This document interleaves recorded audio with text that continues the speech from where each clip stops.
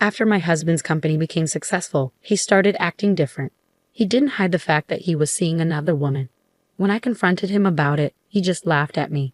"You don't make any money, so you should be happy I'm supporting you," he said. "Maybe then I'll think about getting a job." I told him I would find a job myself, and he just laughed and said I could do whatever I wanted. So I got a job at his parents' company, and that's when I decided to get back at him. My name is Karen, and I'm 34 years old. My husband Michael is 36 and runs a printing company. We used to work at the same place. I did illustrations and he worked in sales. We fell in love and got married when I was 26. Later, he left his job and we talked about starting our own company together. I wasn't sure what to do, so I talked to our business partner, Bob. We'd worked with Bob before, back at our old job. He was the CEO there and had his hands in lots of different businesses, especially dealing with advertising. Bob liked my illustrations and was keen to support us. He even put some money into our new venture. "I really like Karen's drawings," he said. "I'm grateful for her talent. Together, we'll make this company a success." I told Bob that I was on board, and we started running the company together. At first, things were tough. We lived in a small apartment, but once the company started doing well, we could afford to move into a fancy condo. That's when my husband asked me to stop working and focus on being a homemaker. "I'll find someone else to do the illustrations.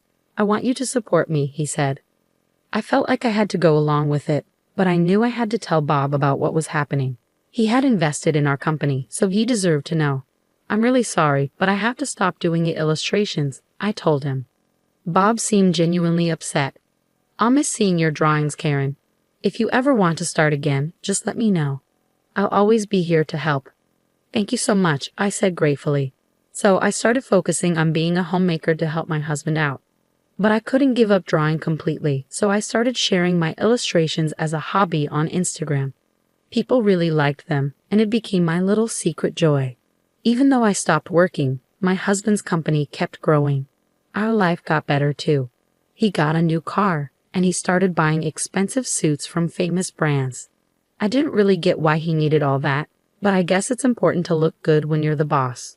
No matter how busy he got, my husband always made time for dinner at home. It was something we promised each other. Even when things got hectic, he insisted on having that time just for us. We'd sit down, have dinner, and he'd tell me about the future plans for the company. I was happy just to be there for him and support his dreams. I thought it would always be like that. The company kept doing well, but I started noticing a change in my husband. He stopped talking to me about the company during dinner. "How's work going?" I'd ask. "Fine," he'd say, not really interested. I kept asking him about work, wanting to know more, but he snapped at me, saying I wouldn't understand because I'm always at home. It hurt to hear him talk to me like that. I tried to tell myself he was just tired and stressed. That night, he finished his meal quietly and went straight to bed. This went on for a while, and then he started eating dinner out. He'd make excuses about socializing or work events, but he used to always eat at home.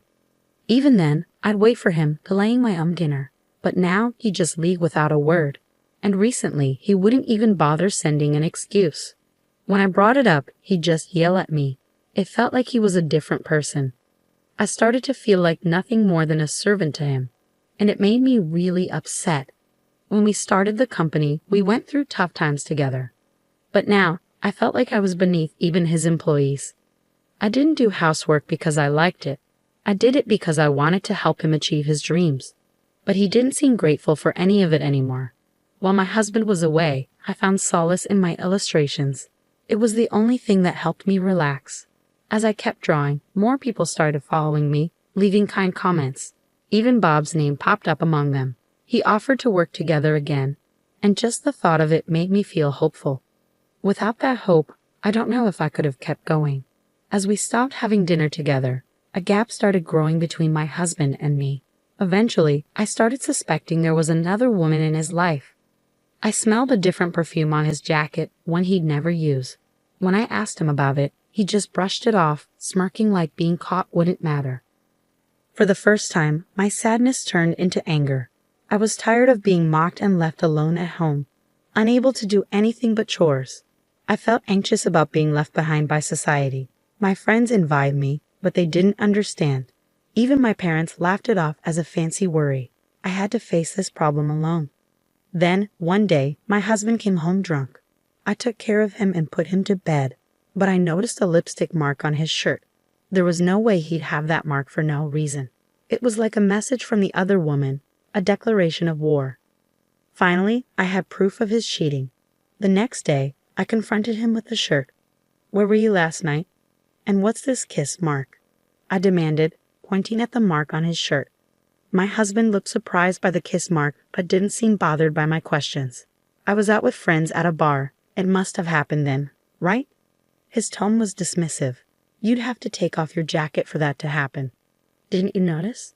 I said I don't remember, he continued, suddenly standing up. His hand came down hard on my cheek in a sharp slap. Stumbling backward, I struggled to process what had just happened. All I felt was a burning pain on my cheek. "When will you get it? Who do you think is providing for us?" My husband's words pierced the air as he walked away, leaving me behind with tears streaming down my face. It felt like my husband didn't love me anymore. The harsh reality shattered me.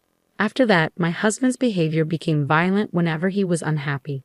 If he didn't like the meal I made, he'd throw the plate on the floor. "This tastes terrible.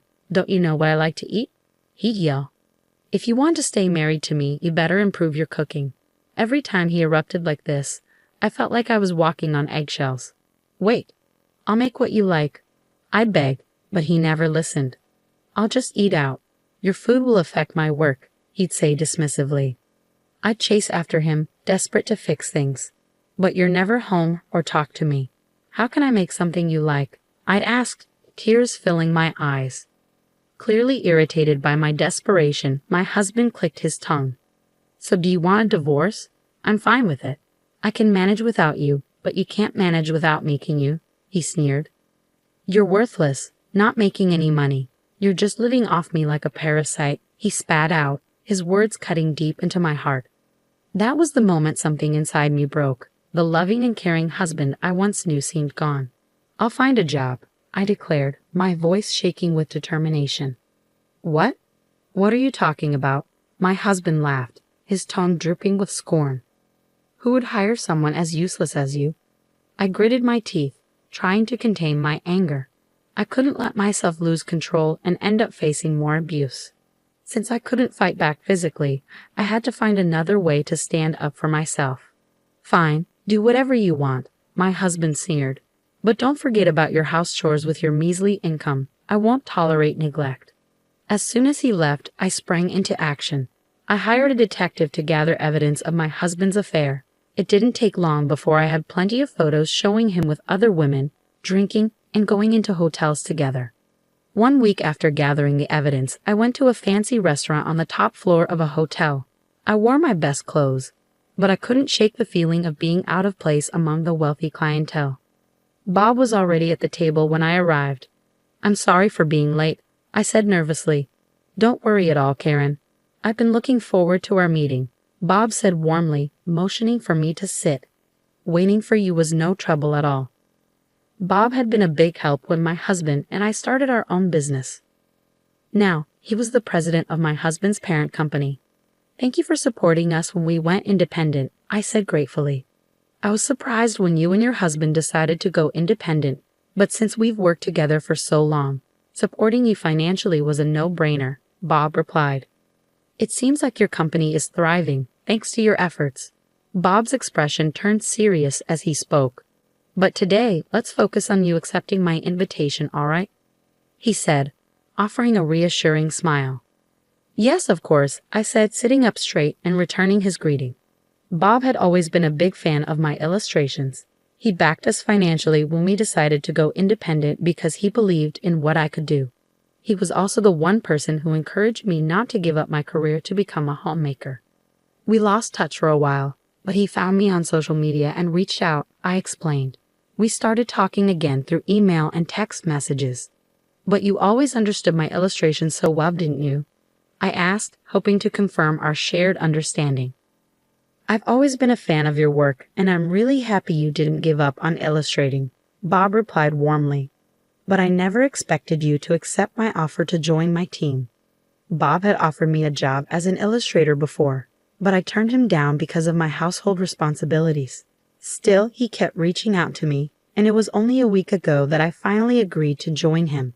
In a conversation with my husband, Bob seemed hesitant at first, but then he looked me straight in the eyes.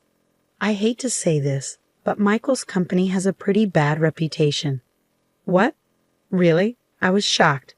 Everything my husband told me about his job seemed positive, so this news from Bob caught me off guard. I've been working with him for a long time, but ever since the business started growing, the quality of work has gone down. Bob explained. Deadlines are missed, mistakes happen, and he doesn't seem to take responsibility for it. Is this reputation widely known? Well, with his company growing so fast, it's bound to attract attention. But now, it's the wrong kind of attention. There are even rumors about him getting involved with a shady group, Bob said, his tone serious. I had no idea, I admitted, realizing how little I actually knew about my husband's business. Trying to change the subject, Bob said cheerfully, Anyway, you'll be creating illustrations for us now. No need to outsource anymore. It's a big win for our company. I really appreciate you being flexible and understanding about my family situation, I said, feeling grateful. It's okay. We don't believe in overworking our employees anyway, Bob said with a reassuring smile. And so I started my job with Bob. My role was solely focused on creating illustrations, so I didn't need to go into the office. Bob allowed me to work from home, which meant I could balance my work with my household responsibilities. Drawing, something I truly loved, brought me so much joy. It had started as a hobby, but now I was thrilled to be working on commissions. As I was working one day, I heard the door slam loudly. When I went to investigate, I found my husband standing there, his eyes filled with rage. You traitor, he suddenly spat out. I was caught off guard by my husband's sudden outburst. To think my own wife would steal my job. That's when it hit me. The reason for his anger became clear. Since I started working with Bob, I began getting contracts with other companies. Thanks to Bob's recommendations, I managed to secure deals smoothly, and most of these companies were partners with my husband's business. This was my way of getting back at him. It must have been frustrating for him to have jobs taken away by the very person he underestimated. You don't have any right to say anything to me. I've just been doing my job, and you gave me permission, I said calmly, meeting his rage with determination. My husband's anger burned in his eyes, but I didn't back down. Go ahead. Hit me if you want. I'll call the police, I declared firmly. The police? My husband's anger seemed to lessen a bit at the mention of law enforcement. My company is failing because of you. What are you trying to do? He shouted, desperation edging into his voice. It's not my fault, I replied calmly. I retrieved the divorce papers and handed them to him. We're not husband and wife anymore. Don't be absurd. You're divorcing me because my company is failing. You're just after my money, he accused, his words dripping with bitterness. I could have divorced you at any time, but I thought now was the right time. I have a lot of work now, and I'm making money, I retorted, showing him the evidence of his affair. My husband, hearing everything, fell to his knees and begged, Please, please. The company is in trouble. I can't handle compensation or a divorce on top of everything. Please support me. Everyone else has abandoned me as soon as they found out the company was struggling. You're the only one who hasn't. I didn't listen to his desperate plea. I left the house with only my work tools and a change of clothes. The next time I returned was to pick up my belongings after the divorce was finalized. My husband's company was making mistakes left and right, and no one wanted to work with him. He spent his days begging to pay me compensation. Meanwhile, I started living on my own, making a living from my illustrations. I became quite wealthy, but I never forgot my integrity, using my ex-husband's actions as a lesson in what not to do.